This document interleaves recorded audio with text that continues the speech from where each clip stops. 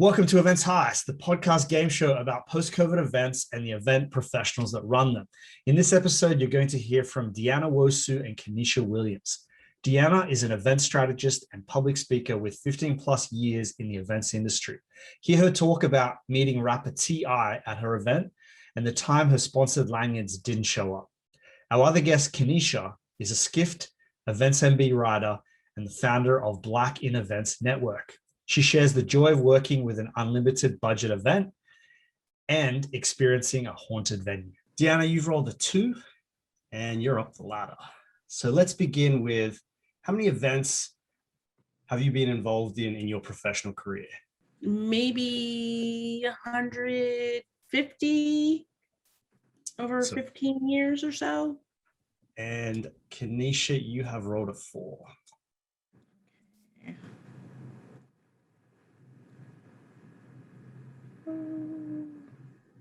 So Keneisha, tell us about the largest event that you've been involved in.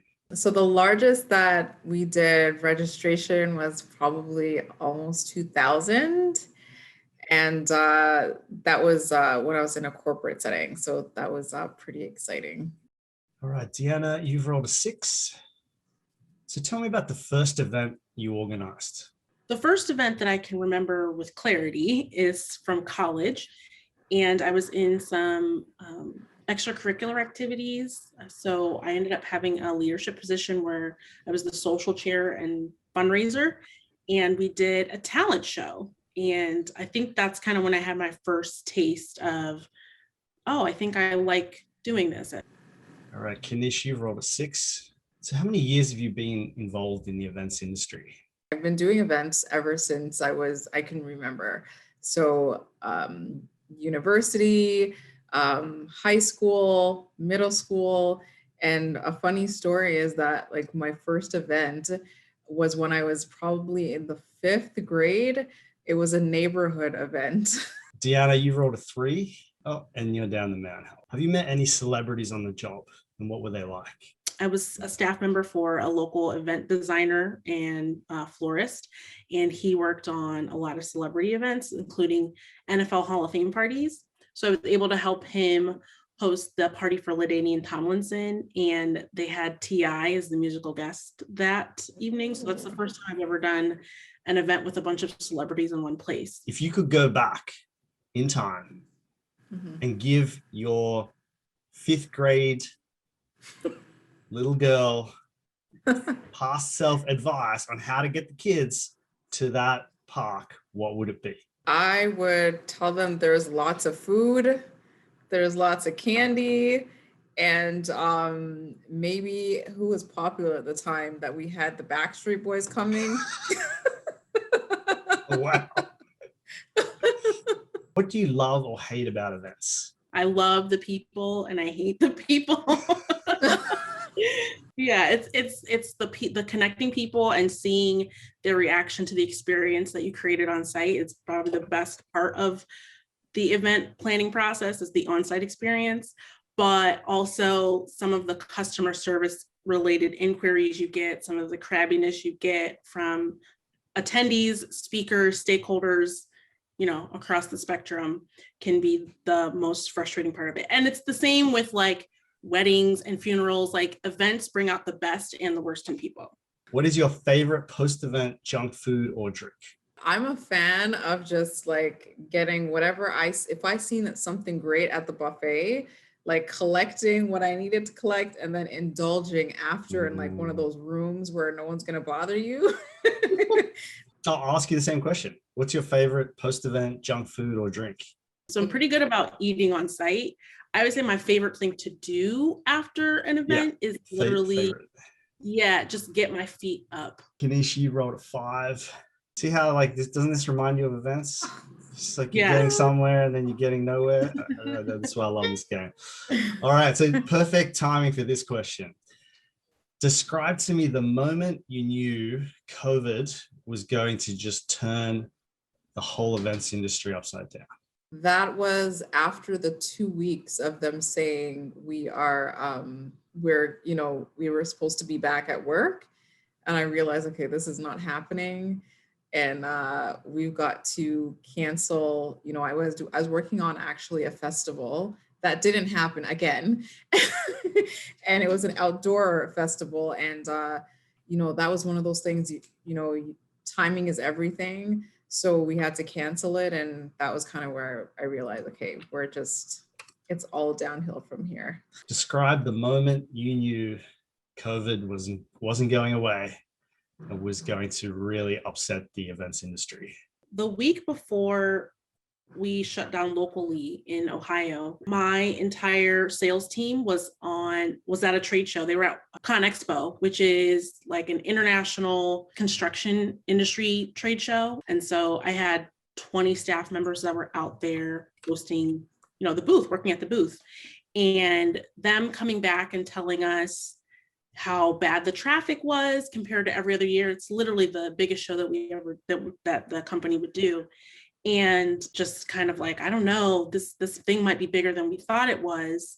And then that Thursday, the governor closed school. And I was just like, oh no, here we go. What industries have you done events for? And what was your favorite? I, strangely enough, to my own surprise, I actually like the corporate side of events. There was one time where we were working on a national road show, and we literally had no budget. Like, it was unlimited, right? So, doing something like that, like, we were kind of like, this is crazy, but it was fun at the same time. Okay, Deanna, you've rolled an 8. Tell us about your favorite venue. My favorite venue? Up the ladder. We did a networking reception at this facility in Cleveland. It's called the Corner Alley, and it's a bowling alley, but it's also a restaurant, and they've got arcade games and all those other things. And it's just a really cool space. All right. What's the thing you miss the most about live events, or I should say in-person events? And what do you not miss? I would say just that feeling, the night before, the day of, just feeling kind of like anxious and ready for things to happen. Like right before like the doors open or people start trickling in, you get this like excited feeling, almost also nervous a little bit, but that's what I miss a lot about just that feeling that you get with events. Deanna, you have rolled a 3. And back down. How have you found working from home? I have found working from home amazing. And it's no longer working from home. It's now working from anywhere. And that was one of the impetuses, is that the word, for me going independent. So virtual events, are you a fan or not a fan? I'm not a fan of virtual events. Simply because there are things that can happen in a virtual event that you probably have absolutely no control over. Awesome. It's so funny you mentioned that, Keneisha. I just did an event yesterday, a virtual event, and we did the dry run on Monday. Everyone was good. It was perfect. And yesterday, the speaker's internet went out. And it was literally an internet problem with their provider. It had nothing to do with anything on their end. Tell me about the most stressful event that you've ever organized. I would say the most stressful one, I was actually pretty early on in my career, was an international event. Not super huge. I think we only had about 350 attendees, but that was my first time dealing with international delegates. And I was over registration, so I had to help with visa requests, people getting, their letters for visas, and it just dealing with all the different time zones and sending out the information, different languages. That was the one event where I remember I was coming in. That's the first time I remember my career coming in early, staying late, like for 2 weeks before the event. When you're on site, you're getting maybe 3 hours of sleep. That's probably the most stressful event I've ever worked on. What is your favorite war story? Your favorite event's war story? We were doing an event, and we were actually out in Milwaukee, and at the Heist Hotel. I don't know if y'all have ever heard of that hotel. Yeah, I did an event there a few years ago. I know exactly what you're talking about. Okay, so I don't know, Deanna, if you know like the history behind that hotel. They say it's haunted, a whole bunch of, So we did an event there, and our COO was on stage. It was her moment. She's like the big boss. And somehow her presentation would not load. And it was just a moment where like it was like, oh my God, like, and then everyone from the team was just running to, you know, the back to see what was going on technically and why it wasn't working. And oh my, it was just one of those scary moments, because this is like the head executive. And you know, those moments you're just kind of like, oh my gosh. Deanna, you rolled a 3. Oh, you're just stuck on this loop here. You're That's back the down. same one every time. Yeah, it's the same Oh one. my gosh. What's been your favorite virtual event so far? I did enjoy the Untethered event. The thing I liked about it, and it was hosted by Hub, the first one last year, they offered the opportunity for you to create your own, like you could basically add to the agenda. So they had a feature where you could schedule a Zoom room and about any topic you wanted. And of course, anyone could join in with you. And then there was one session, it was on the agenda, it was something that they were hosting, but it was with the sketch artist, which we've all seen a lot of that at events. But what I liked was it was a kind of a ping pong conversation where I would come to the stage and I would, you know, have my comment about the topic, and then I would pose a question and they would grab someone else from the audience. So literally the audience members were the speakers, the facilitators, the content curators, and I really liked it. And then of course we had this piece of art and notes that were, you know, created afterwards from our conversation. So I thought that was pretty engaging. So have you read or watched something that you'd like to share with other event professionals? Oh gosh, I don't know if I can think of the top. You can lifeline. That will allow you to move on. I'll use my lifeline. I will say that I am still reading currently. I'm working on it. The book, Do Less. That's literally what it's called. The main premise is how much more fulfilling your life can be and how much more you can accomplish when you focus on doing less. And I think it's a good parallel for events, because sometimes we literally try to do all the things and please all the people. And we really need to really focus in on what are the essentials for this experience and what are the essentials for this audience, and just excel at them and do really, really well. What's your emergency kit during in-person events? What's in your emergency kit?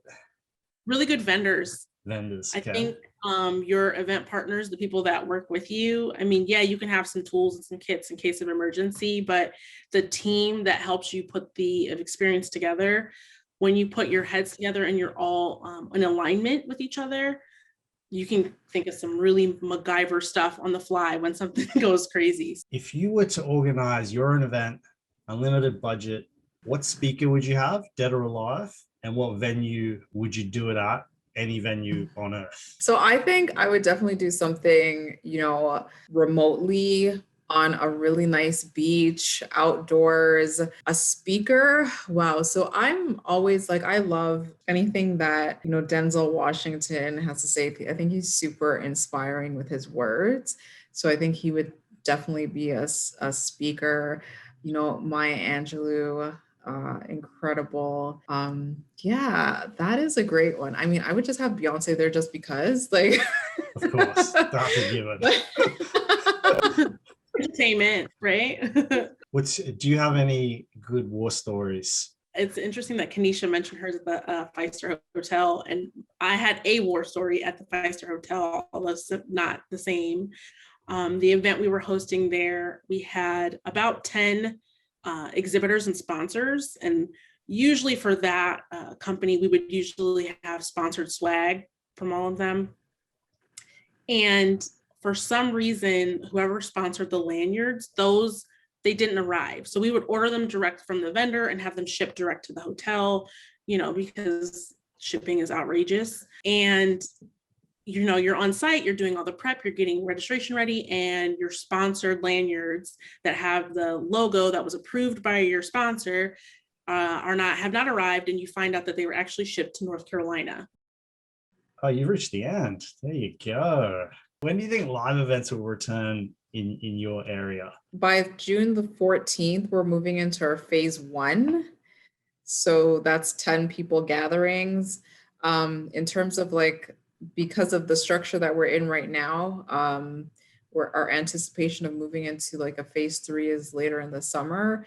So I think it's so hard to say. I'm going to say live events could come back maybe in the last quarter. Okay, let's talk about the trends you see occurring in the industry.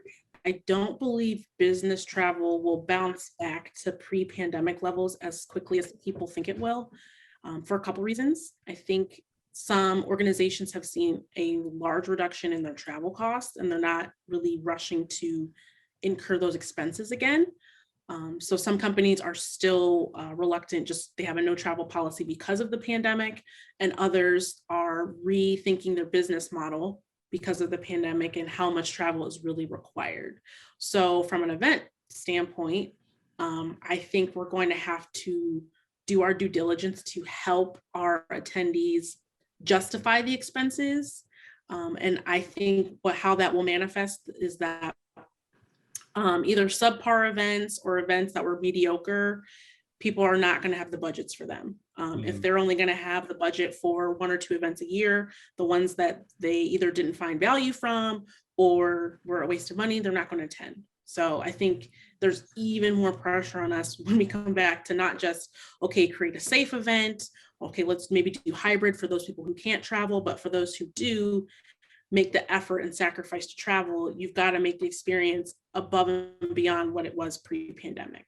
How do you think Zoom fatigue, this people being just constantly in front of the screen on meetings in the corporate world, is affecting virtual events? There is such thing as Zoom fatigue, but I think this is where, as organizers, meeting organizers, we have to really, kind of give ourselves the opportunity to be really creative with how we engage our audiences. Because things do change so much, like they've changed so much, they're constantly changing. How do you keep across the trends and just like where do you get your new ideas? How do you sort of keep on the curve?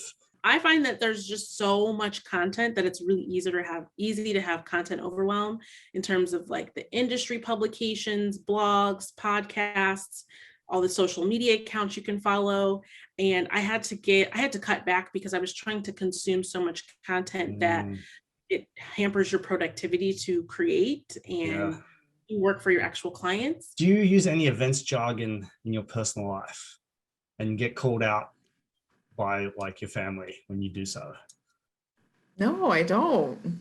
Okay, let's lifeline then to Deanna.